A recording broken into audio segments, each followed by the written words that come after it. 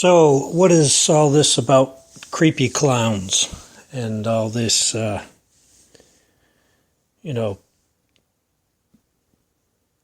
murder and vulgarity? All this crime that's going on right now with clowns. Well, I've done my research and have found that it dates back as far as Egypt, and it was something that was done amongst the pharaohs.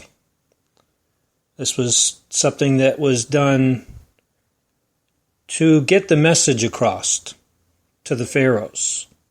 In fact, if you go back and research it, you'll find out that clowns had more freedom of speech than anybody. They were the ones that would get the message across, quote unquote, for the people. Somebody's done their homework and knows what clowns really are, and that they can communicate in a way that nobody can. And so what is the message they're trying to send?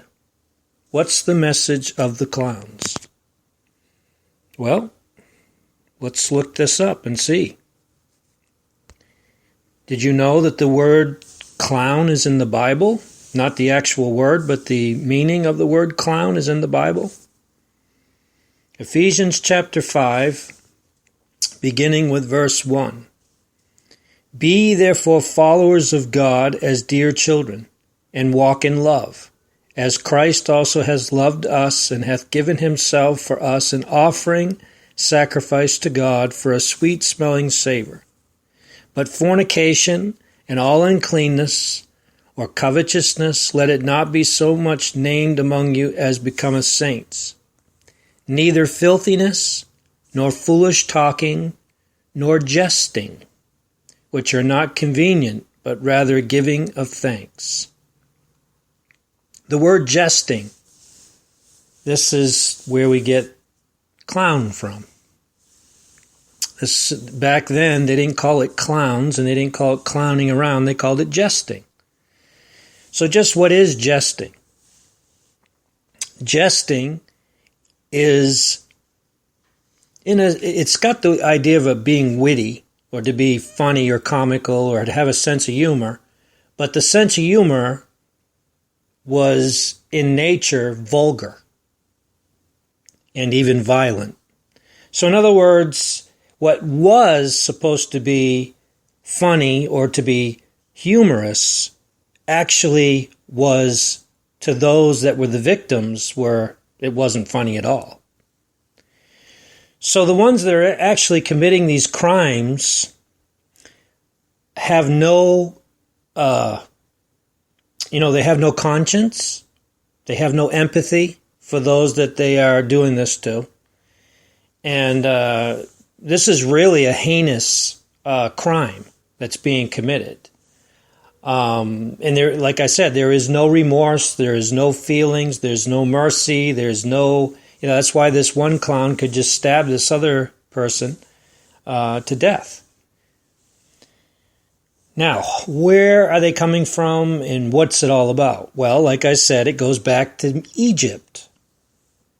It goes back to Egypt. And what I found was interesting is that I found it on a website called black-face.com. I want to read this to you. Blackface origins in clowning. The art of clowning has existed for thousands of years. The clown performed as a jester in the court of Pharaoh during Egypt's 5th dynasty, about 2500 BC. The court jester have performed in China since 1818 BC. Throughout history, most cultures have had clowns. When Cortez conquered the Aztec nation in 1520 AD, he discovered that there were jesters similar to those in Europe Aztec fools, dwarfs, clowns, hunchbacked buffoons were among the treasures Cortez took back to Pope Clement. Most Native American tribes had some type of clown character. These clowns played an important role in the social and religious life of the tribe, and in some cases were believed to be able to cure certain diseases. Court jesters. Clowns who performed as court jesters were given great freedom of speech. Often they were the only one to speak out against the ruler's ideas, and through their humor were able to affect policy. Are you all listening to this? You think about what's being said here, because this goes along the lines of David Letterman, and Jimmy Fallon and the late night shows, right? They get to say things that nobody else really gets to say, and it's all being said in humor. Well, that's really what these clowns are doing. They're just taking it to the next level.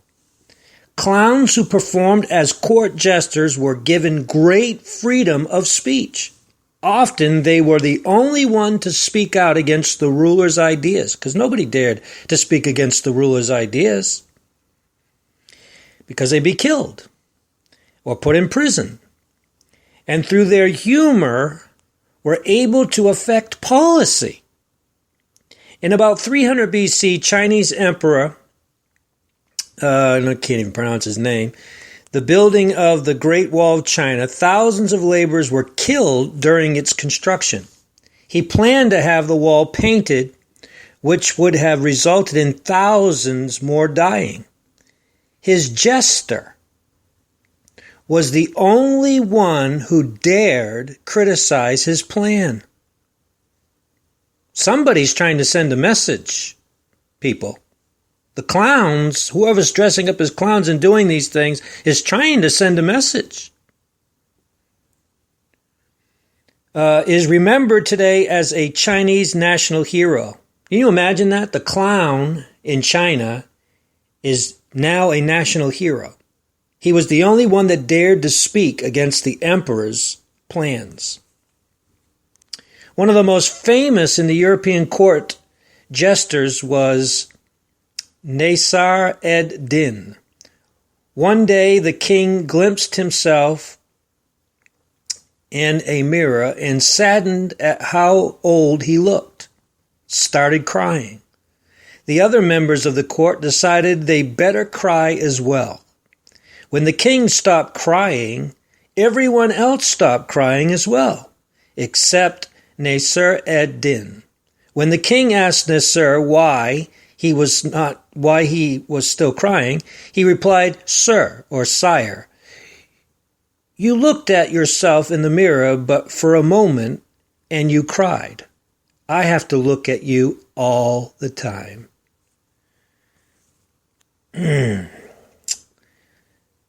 So, folks, obviously the clowns more than likely is a cult. It's a movement. More than likely, probably some underground movement. No different than the Ku Klux Klan or anything like that. That is trying to bring a message. Trying to get a message across. What just might that message be? That is the million-dollar question. What is their message? What's the message they're trying to send? Because remember, clowns were known for trying to change policy and being successful at changing policy. During the reign of Queen Elizabeth, clowning in England was basically a theatrical art form. Shakespeare was the playwright for the Lord Chandler men acting troupe. Of the 26 principal actors in the Lord Chandler's men listed in the first folio of Shakespeare's plays, 2, William Kemp and Richard Arman, were clowns. William Kemp was the first clown to appear with the troupe. He was such as an important star that he was a part owner in both the troupe and the Globe Theatre. He specialized in playing stupid country bumpkin-type characters, a style that would later become known as the Augusty. Now, you know as well as I do that it wasn't long before the clowns started showing up in what was called circuses, correct? Back in 1768. And so right now, this presidency, the 2016 race for the White House here, is being called a circus. So when we look at Donald Trump and Hillary Clinton, don't we see clowns? Right? We see buffoons. We see clowns. We see jesters up there at the podium. Well, maybe those that are being the clowns that are going out and scaring people, and even one went as far as killing someone, maybe, just maybe, that's their way of communicating things are getting bad in America. Just my thought. Maybe they're trying to send a message to try to change policy.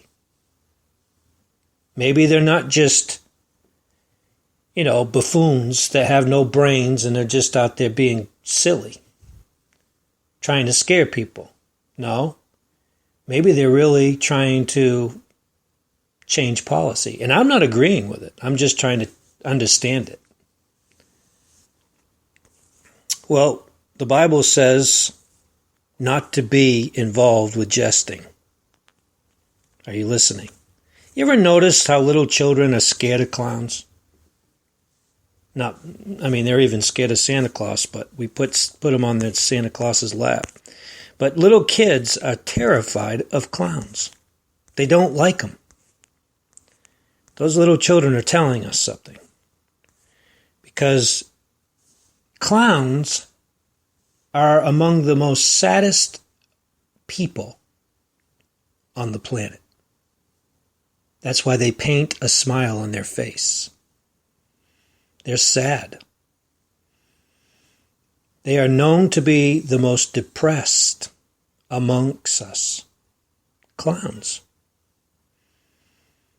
And so, hey, we may be dealing with very depressed,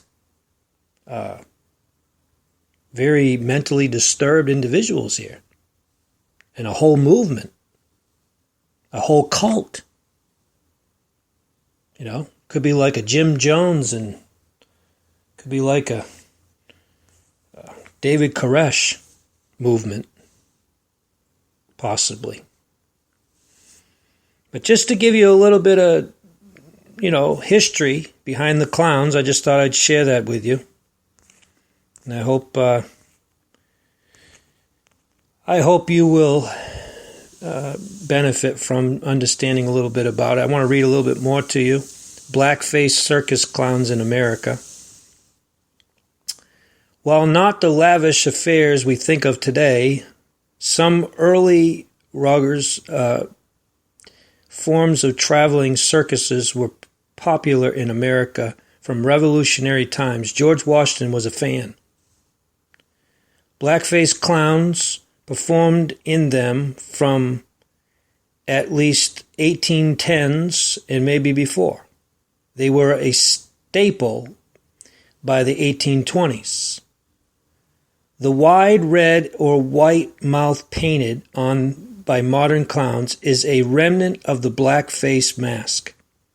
Many of the first stars of the minstrel stage apparently toured as or with a blackface circus clowns in their early years, doing brief song and dance routines between the other acts.